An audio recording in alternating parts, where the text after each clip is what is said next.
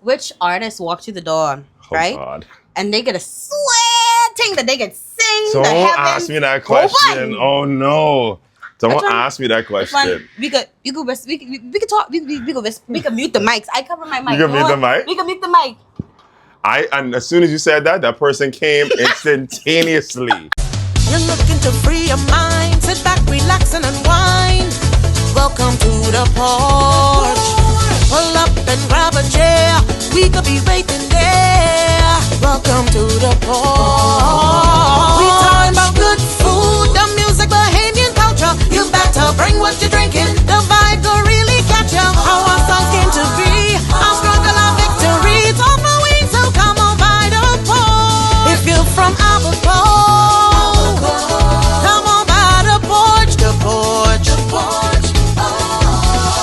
Exuma, come on by the porch, the porch, the porch. Andros, come on by the porch, the porch, the porch.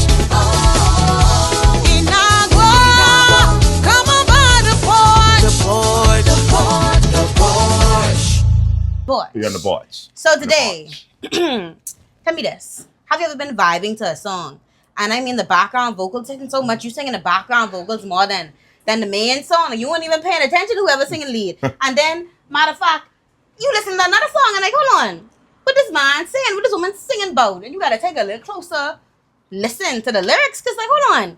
I thought we supposed to be talking about boxes. What you mean you talking about? Huh. So we got the man, the myth, the legend. The one who y'all think y'all ain't know, but y'all done hear him multiple times. Mm-hmm. We have Mr. Ian McQuay here on the porch today. Not only Mr., should I say, your proper title. No, proper title is Mr. That's my day job. You could, I don't mind. He's a doctor, y'all. He's a very humble doctor. He's a humble doctor. Ian, how you feeling? I feel better since I've been here for the last hour and a half. Why you I talking feel our better than I business? came here. You are talking our business. I know. Hey y'all, when she asks you to come to the porch. Facts. When she asks you to come, listen to me. Word to the wise is sufficient. Word to the I feel wise is great, and so sufficient. thank you for having me. Yes. I appreciate. I'm honored that you think what I do is important enough to talk about for half hour. So You're honored. It's our little pleasure. The fact Thank that you you so decided to much. take a seat in the red chair. Yes, I feel this is a cool chair. Y'all sit in this chair. What the fuck? So let's get into it. Let's. Which island are you from? Where does your last name originate? So I am so McQuay is an adopted name. I have my lineage is wild. So my mother was born in Stanyard in Stafford Creek, Yeah. Andros. So I'm Androsian. Okay. I went to the motherland finally it ended up being for work. But I went and I saw where my mother was from. And then my father is actually, I'm a mutt, so my father is Okay. Guyanese American. Okay. But I went to Guyana once in my life, so You know what? I've spent all my time here. So Uh-huh. McQuay is not even my last name. What's your last name? It's not. The McQuay is my last name, but it's not like my blood last name. It's my adopted father's last name, so I was also adopted. So Oh, wow. Yeah, Do you feel like getting into that adoption story? Not today, maybe. not today. That's know for what? episode 25. You know I don't what? think your people Come back to the porch. come back to the porch. Come back and Ian we can McQuay will talk. be back when we talk adoption. You can talk about it. So, I gotta be a little trapsy Yeah, before good, we get a little good. I serious. love it. So you said that your mother's side is from Andros. Andros, yes. A little birdie told me that Andros people can't cook. Who said? Now, let me be fair. I went to Andros in 2018. Yeah. The food was not great. Hold on. Did you go to a But- festival? Yes. No, it wasn't a festival. I was there. What was I doing? I was working and I was going around looking for food. It was very difficult. But that is not where you eat. You don't eat out in Andros. You eat from Grammy or Annie or sister or cousin house. They could cook. Yes. The little thing them, I know. I don't know. You You know- can cause me kick out the Andros. No, Please, Andros, don't not invite me back. No, the big yard jumping. No, Jumping. we have to be able to go back to Andros. Darcy, don't kill me. Okay. That's please don't Don't kill kill me, please. Because I realize a lot of persons when they go to different family islands, they go during like peak seasons, like They do. festivals. They do. And the island of which I hail from, the Great Exuma, the Great Exumas, actually. A lot of persons they go during regatta, and I like to say it's when a lot of Nassau people, a lot of city people. Because I'm gonna tell you, they say some people can't. See, you know what? That's what they say. Let me. That's what they say. Let me dare rumors now. You heard it here on the porch, guys. Sometimes some city people, they migrate there because they realize a lot of persons are gonna be there. They're gonna get a lot of traction. So they have a booth there selling food. Mind you, you have some amazing cooks that come out, but then you have some who are still on their journey. On their journey to becoming. That's it. I love that. And we as a true Exumian, we like to patronize persons who are on their journey so that they can get there. So that they can get there. You should be a lawyer. They can get there. You good. we want to help them get there. You good. So, Ian, I think it's time to get a little deeper into what deeper already? You do. Okay. Let's get deeper. Let's get into the songwriting part of it. Yes. So, when you are about to write a song, when you have been, what's the word I want to use? When someone say, "Hey, Ian, man, I need you to write a song for me. This is how I'm feeling." What comes first, the lyrics or the sound? So it depends. So, Shad Colley and I were very closely together. So sometimes there's already a track. And so I would write to that if there's something that exists. But there have been a lot of times like Ugly Man by Shanice. I wrote that and there was no music to that. None? No, I came up with the melody. I came up with the lyrics. I like to sit with an artist and say, what are you thinking? What do you feel? Yeah. So they could always feel a part of the process. I think, saying, oh, no, I can write the song. Yeah. I can deliver the baby. I used to have a producer who I used to work with. He used to tell me, oh, let me deliver the baby. No, but I got to push. You can't pull this baby out of me. I got to push. Yes. So I think it's a partnership between the artist and the songwriter and realizing what the artist wants and making the best version of that. And so most of the times a melody comes first. The melody. Yeah. So you've heard me in the studio go. That's how I usually write. And you doing this into the mic, and I'm like, all right, can't wait to hear how the finished product is. Because people be looking at me weird until I sit with it. I put the lyrics together. That doesn't take me long either because I always tell people once there is a especially if there's music, it speaks to me. It tells me what the song is going to be about. Always, every time. This is what I'm hearing. This is what I feel with this song. This is what the song is saying to me, not necessarily what I am writing to the lyrics. This is what the song is speaking to me. And music has a voice. All music has a voice. It says something, even without words. And so if you could tap into it, to listening to what the music is saying to you, that's songwriting 101. I feel like you're ready to teach a masterclass. I'm excited, yeah. Guys, stay tuned for Dr. Ian McQuay's masterclass on songwriting. Yeah. I'll let you know the prices. Don't worry. So, obviously, you are tapping into the Bahamian music industry Absolutely. Right now. And a lot of hits that we're hearing on the radio, they are yours. Yeah. You played a big part of it. Yeah. And before we even started listening to names, so Bahamian music is a little different. It is different. We have a lot of innuendos. We have a lot of double entendres. Yes. And we like to talk about slackness. Let's be plain. Yes. How do you know when a lyric is doing too much? Good. So I always throw it up against the wall and see if it sticks, right? Yeah. So that's, first of all, we have a team. So the most important thing is, I say shout out to France. What y'all think about? Shout out to team. Shout out to Sky Productions all day, every day. So first they'll be like, but they're not a good tester because nothing slack really for them. So usually I find someone decent around. And I always let my wife hear like what I doing because I don't want to shame Anita. That's important. And so I always say, hey, do you think this is too much? What do you think? And she'll be like, Ian. Or she'll be like, okay, this is nice. Okay, I get it. Okay. Yeah. It isn't that. So I like to have a sounding board, and nobody is the king of their own island. There's so many more people in the creative process. And that's what I tell artists all the time. Don't do everything yourself. Don't write it, produce it, mix it, master it. It's going to sound just like one thing over and over. When you create a team around yourself that maybe somebody's stronger at writing, maybe somebody's stronger at production, maybe someone's stronger at mixing, you get a better, fully realized, diverse product rather than the same nonsense that you've been putting out the entire time. This is going on TV? No, This oh going Lord. everywhere. Ah! This going everywhere. Yeah, but I blame you for the hour and a half I was here before. You know what? I don't know why you talking our business again, but that's fine. That's fine. So I think once you can, as an to the artist, once you realize that no man is an island. Yes. Even as a songwriter, we always say in our studio, yeah, you can join the team, but you got to do it better than us. Ouch. And so if you are willing to work on that and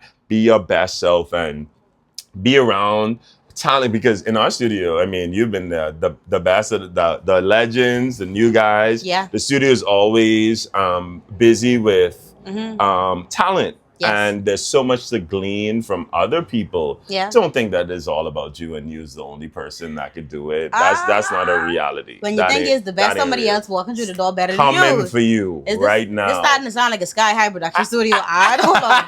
Let's Sky production. So let's continue. Let's continue. Yes. Let's continue. Okay. So, in the Bahamas, Yes. Songwriters, we realize that some persons, depending on the political climate, we like to call out the government from time to time. Now, though some of the words may be true, but sometimes you don't want to be harsh because you still want the government. You want the government to call you during Gumbe Summer Festival. I want to sing. I guess that's why I don't get called now. Now, see? I guess Are we mashing horns? No, well, see what happened. I don't know. There's a song that I wrote that was, to me, it was right down the middle. It wasn't for, based on either party. But I could tell you, I wrote it in political season. Yeah. And people call me and say, oh boy, Ian, I love this song. I'm playing this. Let me tell you my answer. And this is what she said. I tell my vote for one government job to be salon, money in my hand. Mr. Politician, don't you come cross my door. Cause if you do, I ask you for more. I tell my vote for one government job to be salon, money in my hand. Mr. Politician, don't you come cross my door. Cause if you do, I ask you for more. What you can do for me? Need a brand new CRV. What you can do for me? Man, this rap been killing me. What you can do for me? Man, these children, they need school fee. What you can do for me? Man, I tired of BEC. It's playing now on the radio in the C or D rotation because people are very scared of political things. But I don't talk about political things. I talk about what is, right? What I observe, what I see. And people in this country sell their vote for more than the government job. So my song was government job. I know, girl. Yeah, government job. And money by line. Yeah, right. And so during the season, you find that there are those people. That's not everybody. True. But there are characters when it's political and they see what they could get. And I think a lot of people play into that and they use this opportunity. They say, well, hey, election time coming, I'm about to get this and this and this. And that's a reality of our culture. It is. It's not, it wasn't about this party or that party, but it was more about what happens during the time. And because we're so politically sensitive in this country, the song, I think it still is done well because people know it. I mean, for sure. People know it and they love it. And they tell me all the time, I sell my vote for one government job. But it was at the time when I wrote it during this, it was very touchy. Absolutely. As a Bahamian, our skin could be soft like tissue paper sometimes. So you could at the time when the song was written, it was a bit, a little touchy. It was a touchy time. But now we could sing and everybody's singing loud. I don't get my government job. I don't get. I get my insurance coverage. 2-piece salon. I straight now. Straight. Yeah. So when you're writing stuff like that, though, are you writing from the point of view of yourself, or are you writing for the general Bahamian, what Bahamians are going through? So I am an observer.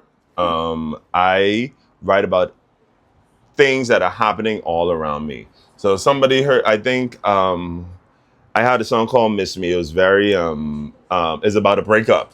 Cool. And somebody's like, you going through something? I said, I could watch your life and write a song about your life. Ouch. I could write a song about this tree and this dog right here, Yeah. right now. Uh-huh. So my gifting or my talent in writing doesn't have to do with my personal experiences. It is the experience of a shared experience of all Bahamians or shared experience of everybody in this situation. You know. Okay, the shared experience. Okay. Yeah. We're getting into the nitty gritty now. Yes. We need to get deeper into music production. Music production. That's the part of what we're here for. Yes. That's what we're here for. Though you are in the background, we know that sometimes your face wouldn't be seen. Yes. How do you feel about being in the background? That's a good question. I started out trying not to be in the background. Even now, to this day, I have a lot more songs on the radio than a lot of these people who are on stage that I've written, produced. And I said, if I keep on pushing out songs, they can hire me for these big shows. I can get and it just never happened. I said, you know what? I can swing them. I can start a band, and I can use my name, and even that only got so far. We were doing an interview. The production team was doing an interview the other day, and one of the things I said is, there are so many avenues in the music industry. If one avenue closes on you, don't give up. There are 20 other avenues. And now that I have become, I guess, known for singing, for songwriting and background vocals, people calling me for jobs now. There you go. So my life has come full circle. And I'm grateful to God because He always does that. Your desires here, you feel like He ain't taking care of your desire. And when you look down the road 5 years later, there He put you right in the same place where you always wanted to be. There you go. In the words of man. Yeah, that's it. Hey, so Him must say great is like faithfulness. Every need He has supplied. Absolutely. Absolutely. That's amazing. And so when you said talking about being in the background, I enjoy what I do so much. I feel very blessed to write for the likes of Nishi L.S. and the Lassie Doughboys and Gino D and all these people. I feel though certain people and promoters didn't give me opportunities, great names said, you know what, yeah, you. And I am humbled by that. I don't take it for granted. I try to be a good steward of what the Lord has allowed me to do and always give my best every time. And once you keep doing that, I think you'll have a long career in the music business. There you go. Yeah. So you notice with a lot of superheroes, with Superman and Batman, a lot of persons only know their superhero identity. But when they take off the mask and the glasses, they can't tell it's actually Bruce. Right. They can't tell. They can't tell. I can tell you. How do you feel being Superman, Batman, a superhero? Yes, I don't know if a superhero is the right word, but definitely, I be honest. One of the things that my mother taught me is to remain humble. Promotion comes from God. Humble yourself before the Lord. He will exalt you. Those are the words that I always got. So I don't think of myself as a superhero. I am somebody who's trying to do the best they can in the moment that God has given them. And to be, and I keep on saying stewardship is the watchword for 2026 for me and my family and my businesses. Whatever God gives you, whatever it is, even if it's this show, The Porch, whatever God gives you, you have to be a good steward of that. You have to tend to it. You have to nurture it. And for me, that's all I want to do. I know that people do not recognize. I think in my day job, people are still like, what? Even that? Wow. You used to do this? And I've been in the industry from 2015. It's been more than 10 years. I've been over a decade in the industry, working in multiple facets, and people still don't know me. I love that. I enjoy that. I don't want to be exalted by anybody. Yeah. I want God to exalt me. I don't want to be recognized by anybody. I want God to say, you do good. I am proud of you. And what if I continue to focus on that, I think the people that I interact with will read the blessings of somebody focus on, not a thank you or a good job from the other person. I always want my work to be great. I always want my work to be great. And I'm happy when people are happy. But what I am always looking for is for the Lord to say, you know, Ian, you did well. This is it. I you, love that. You were kind to this one, and you didn't push this one down when you had an opportunity, and you didn't knock this one down when you had an opportunity. You know, you prayed for this one, even when they do you bad. And those are the things that I reaching for in my life. At this stage of my life, those are the things I really reaching for. That's amazing. Yeah, and like a true saying says, a humble child tastes the grace of God. So before we let you go, yes, we love to speak life into the young people. Yes. We love to speak life into the persons who are dreaming about getting into this Yeah. hard industry. It's hard. And seeing as though that you are able to tell the story of someone who realizes, hey, you don't have to be a performer. You don't have to be on stage. What can you tell those who think that, you know, the only way to be recognized, the only way to be known is to be on the stage? First thing I would tell you is work your gift, right? Some people, you know, they wrote a song in 2019 and then they never been back at it. They never tried again. They never, you know, and for me, when you realize a gifting that something God has blessed with, singing or playing an instrument or writing or production, work it. Don't lay down on it. There's a parable in the Bible about the men with talents. Yes. One had 1, one had 5, one had 10. And the person with 10 did it and made it more. And the person with 5 did it and made it more. And the person with 1 decided to bury it in the ground. Yes. Even if you have 1 talent, work that talent and God will give you the increase. I always tell people, your gift will make room for you, right? If you, like right now, I sit on the porch, I know this could be big. Because you're gifted to ask questions. You're gifted when you look at people, you can see the sincerity in your eyes and your face. And so when you work your gift, when you put your time and effort in, God will give you the increase every time. So I'm really excited to see what the Porch is going to do. And that's my advice for all the young people. Work your gift. Don't give up. Yes. Play your horn. Tell your mommy, shout at you. There is an avenue for you to be great with what God has gifted you with. Yes, there you go. Work your gift. Work your gift. Y'all heard it from the great Ian McQuay here first. Y'all work your gift. You think gift. he got to go here, but really he got to go here. Exactly. And if this isn't the perfect example of someone who can shine from the background, I don't know what else to tell you. I also want to say too, I have a good friend, another Rashad, and he always says, when you are working a gift, God will send you destiny helpers. Right? So what does that mean? People who are designed to help you. Yeah.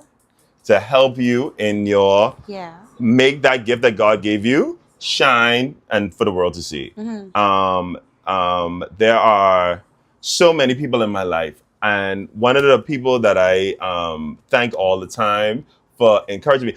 I work with almost every producer on this. Almost every producer. KB say almost. Yeah. So almost every producer on this island, and only one said, "Wow, you're amazing. Wow, you're really good." Who was this? Shad Golly, the one and only Shad Golly. When you talk about the humble child will taste the grace of God, humility is coming out of his pores as he rings my phone right now because he wasn't in session. Yeah.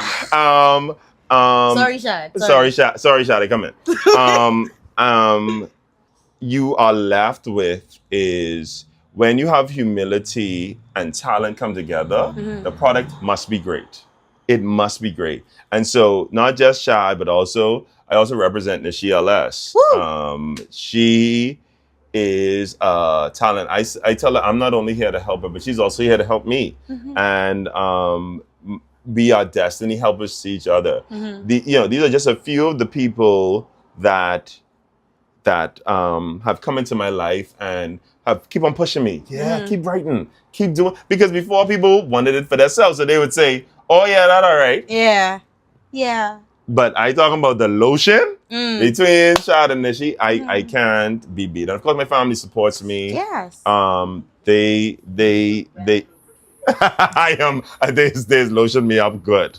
And that's a good encouragement. Say, and listen, you don't need nobody to lotion you. Lotion yourself, my brother.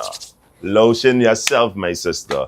Because at the end of the day, if you know there's a gifting inside of you, nobody could tell you otherwise. Watch the fruit of your labor. You put something out and people respond to that. Keep chasing it. Yes. Keep running it down, because at the end of the day, there are all kind of people who want to discourage you. They are not your destiny helpers. They want to. They say, "Who you think you is?" And there's one artist And I can say it on. There's one artist. Every time I see them, they'd be like, "Well, you coming there, you taking our day job. This is what we do, 9 to 5." I said, "What's the difference between me and you?" I said, "If you was bad at your job, I wouldn't have to come in the industry." But Yes, sir. you shouldn't have keep me here an hour and a half before. You know what, guys? This has been the Porch. Me and Ian, we gotta go. Shut it off. We gotta go to the studio right You now, gotta go. guys, and y'all can hear the hits we about to make in the studio. Shout out to Sky High Productions. Shout out to Sky High Productions. That's how you put ahead. But y'all, if y'all haven't been encouraged by this episode, I don't know. Y'all wasn't listening. You know what? Come a little closer and play it again. Yeah. We ready We ready, This has been The Porch.